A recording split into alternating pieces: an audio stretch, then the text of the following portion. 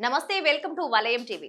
జనసేన అధినేత ఆంధ్రప్రదేశ్ ఉప ముఖ్యమంత్రి పవన్ కళ్యాణ్ కుల రాజకీయాల తీరుపై తీవ్ర ఆగ్రహం వ్యక్తం చేస్తూ నేరస్తులకు కులం రంగు పులిమి రాజకీయ ప్రయోజనం పొందాలని చూసే సంస్కృతిని గట్టిగా ఖండించారు. సాయికృష్ణ మిస్సింగ్ కేసును ప్రస్తావిస్తూ ఒక ప్రొఫెషనల్ క్రిమినల్ గా ప్రవర్తించిన వ్యక్తికి కేవలం ఒకే కులం అనే కారణంతో కొందరు ఎలా మద్దతిస్తారని ఆయన నిలదీశారు. 14 ఏళ్ల మైనర్ బాలికను 3 రోజుల పాటు గదిలో బంధించి అత్యంత దారుణంగా హింసించిన నిందితుడి అదృశ్యం వెనుక ఉన్న వాస్తవాలను పక్కన పెట్టి అతడిని వెనకేసుకు రావటం ఎంతవరకు సబబని ప్రశ్నించారు. నిందితుడి తల్లి పడే ఆవేదనను తాను అర్థం చేసుకోగలనని, అయితే సమాజంలో ఇలాంటి దిగజారుడు రాజకీయాలను జనసేన ఏ మాత్రం సహించబోదని స్పష్టం చేశారు. ఈ వివాదానికి కారణమైన సాయికృష్ణ కేసు పూర్వాపరాలను పరిశీలిస్తే గుంటూరు జిల్లాకు చెందిన సాయికృష్ణ అనే యువకుడు ఒక మైనర్ బాలికపై అపహరణ, లైంగిక దాడి వంటి తీవ్రమైన నేరారోపణలను ఎదుర్కొన్నాడు. ఆ తరువాత పలుమార్లు అతడు పోలీస్ స్టేషన్ కు వెళ్లి వస్తున్నాడు. ఈ క్రమంలో హఠాత్తుగా అతడు అదృశ్యమయ్యాడు. దీంతో అతడి కుటుంబ సభ్యులు, కొన్ని రాజకీయ వర్గాలు పోలీసుల వేధింపుల వల్లే అతడు మిస్సింగ్ అయ్యాడంటూ ఆందోళనలు చేపట్టారు. ఈ క్రమంలోనే సాయికృష్ణ సామాజిక వర్గాన్ని టార్గెట్ చేస్తూ రాజకీయాలు నడుస్తున్నాయనే ప్రచారం తెరపైకి రాగా పవన్ కళ్యాణ్ దీనిపై స్పందిస్తూ తీవ్రమైన క్రిమినల్ కేసుల్లో ఉన్న వ్యక్తికి కులముద్ర వేసి కాపాడాలని చూడటం సమాజానికి హానికరమని హెచ్చరించారు.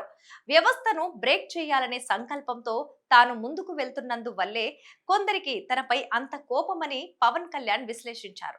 వైఎస్ఆర్ కాంగ్రెస్ తమ పార్టీ రాజకీయ పబ్బం గడుపుకోవటం కోసం కులాలను వాడుకుంటోందని, తనను వ్యక్తిగతంగా విమర్శించడానికి కాపు సామాజిక వర్గానికి చెందిన నేతలనే ఆ పార్టీ ప్రోత్సహిస్తోందని ఆరోపించారు.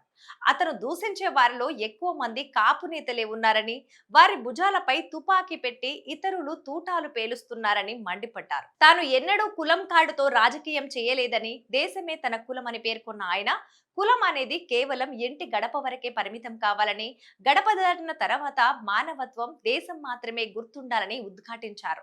అధికారానికి దూరంగా ఉండిపోతున్న సామాజిక వర్గాల సాధికారతపై మాట్లాడుతూ ముఖ్యంగా 50% జనాభా ఉన్న బీసీలు ఐక్యతతో వ్యవహరించాలని పవన్ కళ్యాణ్ సూచించారు.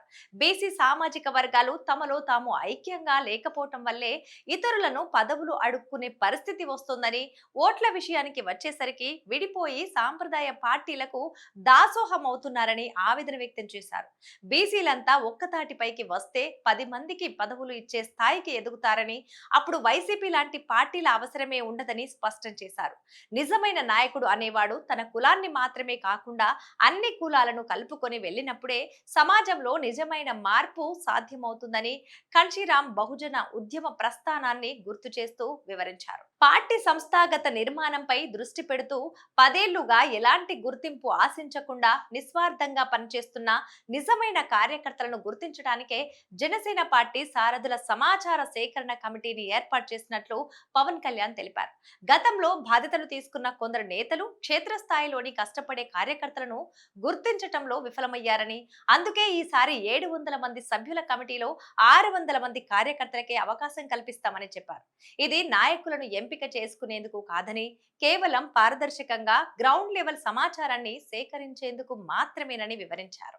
గత వైసీపీ ప్రభుత్వం కేవలం బటన్లు నొక్కి ఉచితాలు పంచడాన్నే పాలన అనుకుందని, మౌలిక సదుపాయాలను పూర్తిగా గాలికి వదిలేయటం వల్లే ఆ పార్టీ ఘోర పరాజయం ఎదురైందని పవన్ కళ్యాణ్ ఎద్దేవా చేశారు. కూటమి ప్రభుత్వం సంక్షేమానికి వ్యతిరేకం కాదని, అయితే సంక్షేమంతో పాటు అభివృద్ధికి, వ్యవస్థల బలోపేతానికి సమాన ప్రాధాన్యం ఇస్తుందని హామీ ఇచ్చారు.